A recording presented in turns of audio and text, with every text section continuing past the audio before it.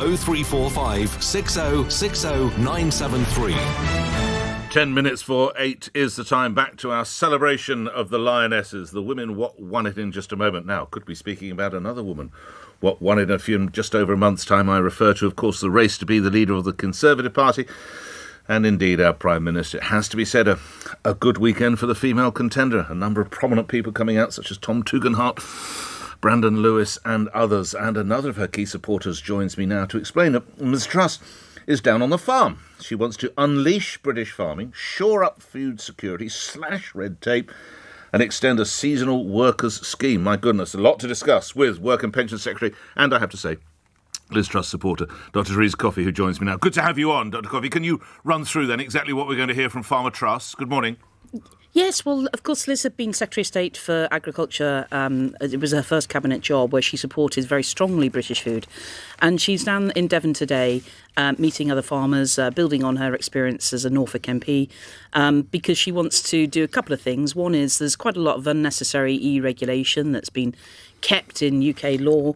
So, for example, treating drones a bit like what's called a crop boom, where you can do spraying more easily, and having the technology of today rather than the EU laws that treat them like an aeroplane and a lot more regulation. So it's about freeing up and being sensible about how we can support our farmers, as well as also extending the season agricultural worker scheme, again, making that flexible, but also having a proper review with the industry of how that can be designed, but more importantly, how we can make sure we can get skills and technology so we're not reliant entirely on external labour for future years. If you'll allow, Dr. Coffey, that the Conservatives have had a bit of a kicking in the ballots in rural constituencies of late, why might that be, and what does Liz Truss have to do to persuade farmers and other rural folk that they are the party of the countryside? Well, I think we always have been the champions of the countryside. Why did Honiton and Tiverton and Honiton, I'm so sorry, why would they turn their back on you so recently as June? Well, Nick, you'll be aware that by-elections are midterm situations where it's not going to have a change in the government, and voters may want to be saying, buck up your act. But I do believe that a combination of things happens in rural areas, whether it's about the planning and the housing, where Liz has already committed to scrapping Whitehall imposed top-down targets to have a much more local input on what housing is needed locally rather than some out-of-date algorithm, and also about support for farmers. I'm very conscious that having left the European Union, we haven't taken full advantage yet of all the changes that we could make to regulations, but that's just one example today of where Liz wants to get on and get rid of some of the stuff that's holding farming back, but in being a strong champion for the production and consumption of British food. I mean, Dr. Coffey, you've referenced a couple of times that the United Kingdom has left the EU, which is absolutely right. Many people would say that that's one of the contributory factors to the problems that we have in some of our farms, that we don't have those workers coming in, digging up the potatoes and picking the strawberries and the apples. How true is that? And if so, has that been a failure of Brexit? Well, there is in place a season agricultural workers scheme. The point about leaving the European Union is about taking control of immigration. So one of the things that Liz is setting out is potentially an expansion of that, but also a little bit more time in order to try and design a scheme with the farming industry on what works well. So, for example, some people need to come in for quite a short amount of time on chicken plucking and turkey plucking. That wasn't initially in the proposals.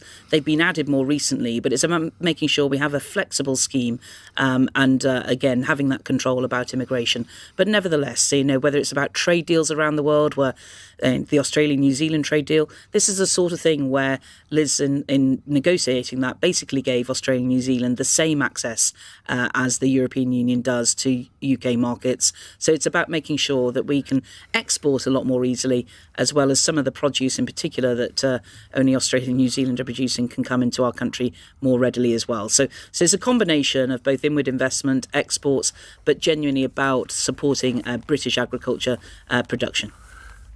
Just on a couple of other matters, if I might, Dr. Coffey, you were an early and strong advocate for Liz Truss.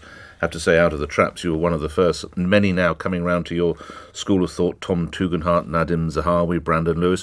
What is it, do you think, that they're seeing in Ms Truss that you identified a little ahead of them? Well, I've known Liz ever since we came into Parliament, and just a few months ahead of that as well. And I've always admired her qualities, both as a constituency MP when we worked together on East Anglian issues, but also her thinking, her getting ideas on how we can do some things differently. Clearly, at the moment, our economy just isn't growing.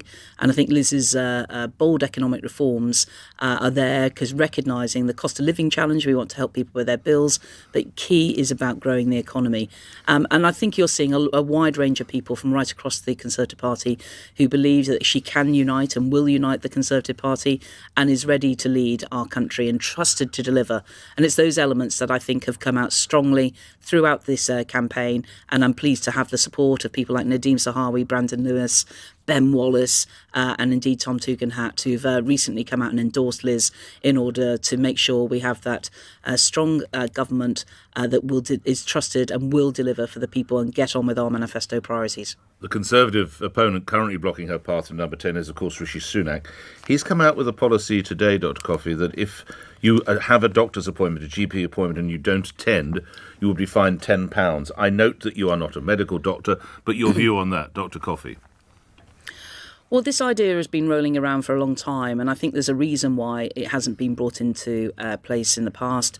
I think, putting the onus on doctors to find their patients, I'm not sure many doctors would want to do that, quite candidly.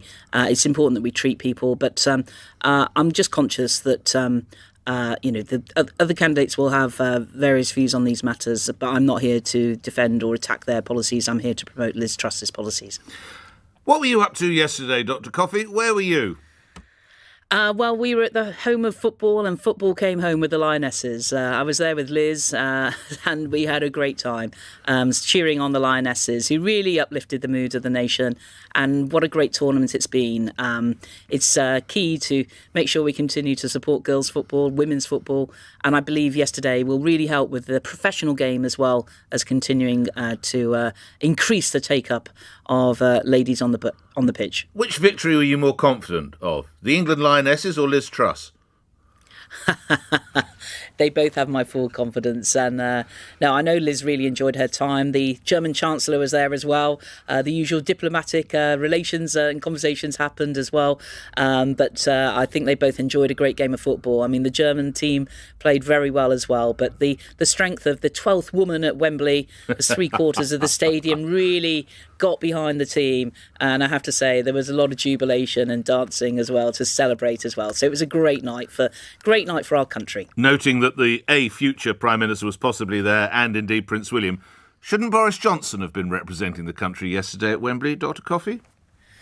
Well, I think the Prime Minister had enjoyed his first anniversary party the night before of his wedding, and it's for him to choose where he decides to go. But I expect he will have been watching the TV and cheering them on too. And lastly, there was a lot of talk, you may recall, last year about an extra bank holiday had the England men's team triumphed in the Euro 2020, which was played last year against Italy. Well, now we do have a team that's triumphed. Will there be a move to have a bank holiday to celebrate the Lionesses? Well, I know the Lionesses are gathering this morning in Trafalgar Square. I expect that they will be wanting a celebration. And to be open with you, there's no official Liz for Leader policy as far as I'm aware. I think that people can find their own ways to celebrate and don't need an extra holiday to do that. But it's been a great tournament. And honestly, the sheer jubilation yesterday was extraordinary. And I know that the millions of people watching it and listening to it will have been inspired as well. I hope you had a good time there. Thanks as ever for your time. Dr. Thérèse Coffey appearing here on LBC Work and Pension Secretary, talking about Liz Truss's policies, particularly as regards farms and farming. We're talking more about Rishi Sunak, by the way. The other side of the news, it's 8 o'clock. LBC News next. On your radio, on Global Player, and Play LBC. leading Britain's conversation. This